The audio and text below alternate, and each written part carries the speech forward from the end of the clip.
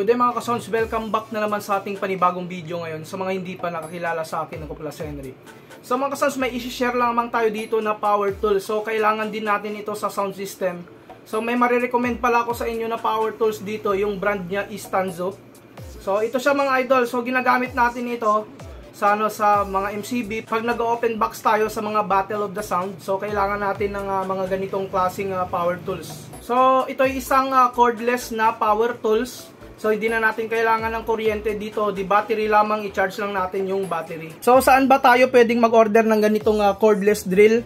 So pwede kayong mag-order mga ka-sound sa aking TikTok account, sa TikTok shop, Battle Paupa Sound System. Hanapin nyo lang yung video natin about dito sa cordless drill natin na ito, tapos i-click nyo lang yung yellow basket doon mismo. So hindi ako pwedeng maglagay ng link dito sa ating YouTube channel kasi nagkaka-violate tayo sa YouTube pag once na nag-link tayo ng mga online store sa ating YouTube channel. So pag nag-order pala kayo nito mga idol, no, so yung ating na-order dito is dual battery ito. So ito mismo yung kanyang charger. So bago ko i-vlog ito, sinubukan ko muna para ma-test natin ng maayos mga boss, no.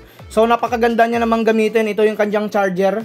Tapos dual battery. Pwede pala kayong mag-order dito ng dual battery, single battery, at saka dual battery na 15 cells. So meron din silang 10 cells dito. So mas maliit yon na battery kumpara dito sa 15 cells na ito. So pwede rin kayo mag-order doon ng 10 cells na dual, 10 cells na single. So yung ibig sabihin ng 15 cells na ito, 15 na lithium battery yung laman nito. So nakahilera yan. Tag-tatlo na battery yung nakahilera. So 3, 6, 9, 12, 15. Tapos may mga kasama na rin siya ditong mga freebies, no. So ito siya, yung freebies niya is mga drill bits. Tapos may mga socket wrench na rin yan mga boss idol. So ito yung kasama niya, oh. Tapos ito yung mga drill bits niya boss. So gamit ko na rin yung iba dito. Tapos may mga screw siya dito na kasama. May flat screw, yung mga star screw or torque screw mga idol, no. Tapos meron din siyang mga free na screw. So nagamit ko na rin yung mga screw dito. Sa price niya pala, depende yan mga idol sa pag-order ninyo. Kung single battery or dual battery yung orderin ninyo, 15 cells or 10 cells na battery. So mga idol, ito pala mismo yung ating unit, no. So yung brand niya is Stanzo. So impact drill na rin pala ito mga boss idol. So may adjacent siya dito ng pang screw, no, pang screw, pang drill, tapos pang impact drill.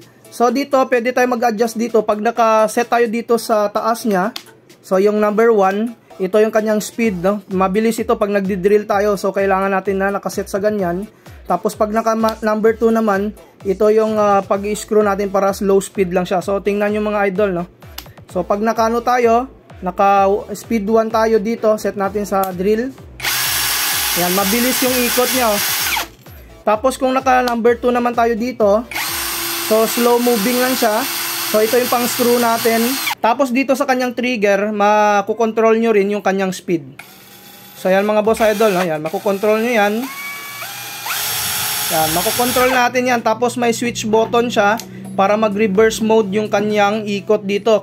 Counterclockwise, mapa-clockwise para maano natin, no, mapalus at saka mapahigpitan yung mga ini-screwhan natin. So dito naman sa harap niya mga boss, meron siyang ilaw dito. So, tapos dito naman may battery indicator siya para makita natin kung low bat na siya.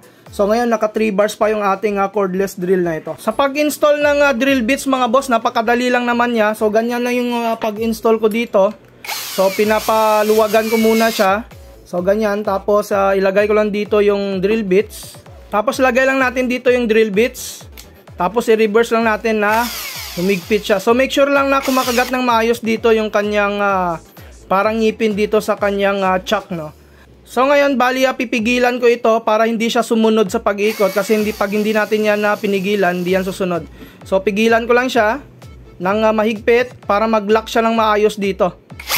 Yan, pag tumunog na, pag lumagatik na siya, so it means okay na yung kagat ng ating drill dito. So pag paluwagan naman natin, same procedure lang naman, pero pindot lang ulit tayo dito para lumuwag, para mag-reverse yung ikot ng ating drill dito. So pindot lang tayo dito, tapos pigilan lang ulit natin, kagaya ng ginawa natin. So dandahan lang mga boss, no, para hindi tumalsik yung drill bits na ito. So ganyan na kadali mga boss. Yan, makikita ninyo, tanggal na yan mga boss yung drill. So ganyan lamang kadali yung paglagay ng drill bits at saka yung pagtanggal dito. So ngayon mga idol, subukan natin ito. Bubuksan ko rin kasi yung ating Joson Airbus 12 nung nakaraan kasi namamatay yung kanyang logo dito na umiilaw. So I think maluwag lang naman ito. So mga boss idol, ito na, gamitan na natin siya, no? So meron, mabuti lang meron akong extra dito na pangbukas sa alin dito. Dahil wala siyang kasama yung ating drill, walang ganitong klaseng drill bits. So mabuti lang meron tayo, no? So ito nga mga boss, try na natin siya para mabuksan na natin dito yung ating airbus 12 na ito. Dahil nung nakaraan hindi umiilaw yung kanyang ano, no? So ganyan lamang kadali mga boss yung pagbukas pag meron kayong drill. So magagamit talaga natin ito mga boss sa Battle of the Sound pag nag-open box speaker, lalong-lalo na pag yung mga speaker ninyo is MCB. So magagamit nyo talaga ito mga boss idol. So napakadali lamang buksan ng ating ano dito. So yan, ulitin ko lang sa mga gusto mag-abel, punta lamang kayo sa TikTok account ko, Battle Paupa Sound System, yung BPSS 2.0. Tapos hanapin nyo lang yung video natin dito. Tapos doon kayo mag-order. So dito naman tayo sa kabila mga boss idol. Napakadali lamang yung ating trabaho nito mga boss. Pag once na ito yung ginamit natin. Ayan. Backcross lang agad yung ating ano dito. Yung mga screw ng ating airbus 12. So okay na okay pag meron kayong ganito, napakadali lamang yung trabaho ninyo kung mahilig kayong mag-DIY. So napakadali lamang niyang gamitin. Ulitin ko, pang screw, pang drill, impact drill, okay na okay siyang gamitin mga boss pag gumagawa tayo ng mga soundbox, pag nag-screw tayo sa mga soundbox natin. So hanggang dito na lang muna. Sa mga bago nag-subscribe, huwag niyong kalimutan na i-hit yung notification bell button para sa mga video updates natin na i-upload.